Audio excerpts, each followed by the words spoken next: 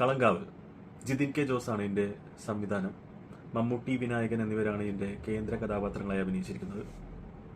ഇത് എഴുതിയിരിക്കുന്നതും ജിതിൻ കെ ജോസും ജിഷ്ണു ശ്രീകുമാറും കൂടിയാണ് എഴുതിയിരിക്കുന്നത്. ഈ ജിതിൻ കെ ജോസ് നേരത്തെ ചെയ്തത് കുറുപ്പിൻ്റെ സ്റ്റോറി ചെയ്തിട്ടുണ്ട്. ദുൽഖർ അഭിനയിച്ച കുറുപ്പിൻ്റെ സ്റ്റോറി പുള്ളിയാണ് ചെയ്തിരിക്കുന്നത്. പിന്നെ അതുകൂടാതെ തന്നെ മമ്മൂട്ടി കമ്പനിയാണ് ഇതിൻ്റെ പ്രൊഡക്ഷൻ. ഇതിൻ്റെ ഫസ്റ്റ് ഡേ കളക്ഷൻ തന്നെ 15 കോടിക്ക് മുകളിലാണ് വന്നിരിക്കുന്നത്. ഇതിപ്പോൾ ഇറങ്ങിയിട്ട് ഇപ്പോൾ 2 ദിവസമായി. ഡിസംബർ 5-ാം തീയതിയാണ് ഇത് റിലീസ് ചെയ്തത്. ഇപ്പോൾ 2 ദിവസമായി. ഇതിൻ്റെ മമ്മൂട്ടി, വിനായകൻ ഇവരുടെ അയ്യരുകളിയാണ് ഇതിനകത്ത് നടക്കുന്നത്.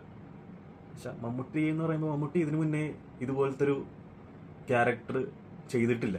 ബ്രഹ്മയുഗത്തിൽ നമ്മളൊരു കൊടുമ്പൻ പോറ്റിയായിട്ട് കണ്ടെങ്കിലും ഇതുപോലെ ഒരു ക്യാരക്ടർ മമ്മൂട്ടി ചെയ്തിട്ടില്ല ഇതിന് മുന്നേ. അതുപോലെ തന്നെ വിനായകൻ പോലീസായിട്ട് അഭിനയിക്കുന്നത്. പക്ഷേ കാക്കിയിട്ടിട്ടില്ല. പക്ഷേ പോലീസ് എന്ന് പറഞ്ഞാൽ അതാണ് പോലീസ്. വിനായകനെ കണ്ടാൽ തന്നെ നമുക്ക് പോലീസാണെന്ന് തന്നെ പറയും. പിന്നെ വിനായകൻ്റെ കൂടെ അഭിനയിച്ചിരിക്കുന്നത് വിനായകൻ്റെ കൂടെ ഒരു പോലീസുകാരൻ കൂടി അഭിനയിച്ചിട്ടുണ്ട്. അത് നമ്മുടെ ജിബിൻ ഗോപിനാഥ്, നമ്മുടെ DS ഇറേ. അതിനകത്താണ് പുള്ളി ശ്രദ്ധേയനായത്. അതിനകത്ത് നല്ലൊരു വേഷമാണ് ചെയ്തിരിക്കുന്നത്. പക്ഷേ ഇതിനകത്ത് ചെയ്യാനായിട്ടൊന്നുമില്ല. കൂടെ നടന്ന് പുള്ളി ചോദിക്കുന്നതിനൊക്കെ ഉത്തരം പറയുക എന്നുള്ളതൊക്കെ ഉള്ളൂ. പക്ഷെ ആ റോള് പുള്ളി നന്നായിട്ട് തന്നെ ചെയ്തു. ഇതുകൂടാതെ തന്നെ ഗായത്രി അരുൺ, രജീഷ വിജയൻ, മാളവിക മേനോൻ, ശ്രുതി രാമേന്ദ്രൻ, അസീസ്, ബിജു പാപ്പച്ചൻ ഇവരൊക്കെ ഇതിനകത്തുണ്ട്. അവരൊക്കെ ചെറിയ റോളാണെങ്കിലും ഉള്ള റോള് മെനക്ക് ചെയ്തിട്ടുണ്ട്. പിന്നീട് മ്യൂസിക് ചെയ്തിരിക്കുന്നത് മുജീബ് മജീദ്. പുള്ളി ഇതിനകത്തൊരു റീട്രോ സോങ് ചെയ്തിട്ടുണ്ട്. അത് നമുക്ക് പണ്ട് കാലത്തെ സോങ് ആണെന്ന് തോന്നുമെങ്കിലും ഇത് പണ്ട് കാലത്തെ സോങ് അല്ല, പുള്ളി പുതിയതായിട്ട് ചെയ്തതെന്ന് പറയുന്നത്. അപ്പോൾ അത് പുള്ളിക്ക് ഒരു ബിഗ് സല്യൂട്ട് തന്നെ കൊടുക്കേണ്ട ഒരു സംഭവമാണ്.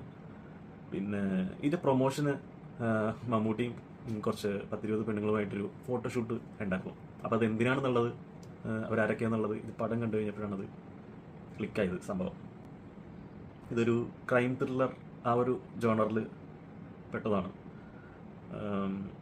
നമ്മൾ ആ സിനിമയിലേക്ക് ഇറങ്ങി ചെല്ലും. ഇതെന്താ ഇത് പിടിക്കാത്ത എന്താന്നുള്ളൊരു സംഭവം നമുക്ക് മനസ്സിൽ വരും. ആദ്യം നമുക്ക് മമ്മൂട്ടിക്ക് കൈയടിക്കുമെങ്കിലും ലാസ്റ്റ് കൈയടി വിനായകനാണ് പോകുന്നത്. അപ്പോൾ അതും മമ്മൂട്ടിയുടെ അഭിനയത്തിൻ്റെയാണ് ലാസ്റ്റ് കൈയടി വിനായകൻ. എല്ലാവർക്കും അറിയാം മമ്മൂട്ടി ഇതിനകത്ത് നെഗറ്റീവാണ് ചെയ്യുന്നതെന്ന് എല്ലാവർക്കും അറിയാം. അപ്പോൾ വിനായകൻ പോസിറ്റീവാണ്, വിനായകൻ. അപ്പം അത് മമ്മൂട്ടിയുടെ ഒരു ആക്ടിങ്ങിൻ്റെ ഇതാണ് നമ്മൾ ആ കയ്യടി ലാസ്റ്റ് വിനായകന് കൊടുക്കുന്നത്. വിനായകൻ്റെയും കൂടിയാണ്, പക്ഷേ വിനായകൻ്റെ മാത്രമല്ല മമ്മൂട്ടിയുടെയും കൂടിയാണെന്നാണ് ഞാൻ പറയുന്നത്. പിന്നെ ഇത് കണ്ടില്ല വൻ നഷ്ടമാണ്. ഇതിപ്പോൾ വേറെ ഒന്നും പ്രത്യേകിച്ചൊന്നും പറയാനില്ല. എല്ലാവരും തിയേറ്ററിൽ തന്നെ പോയി കാണുക. കണ്ടില്ല വൻ നഷ്ടമാണ്, അത്രേ ഉള്ളൂ.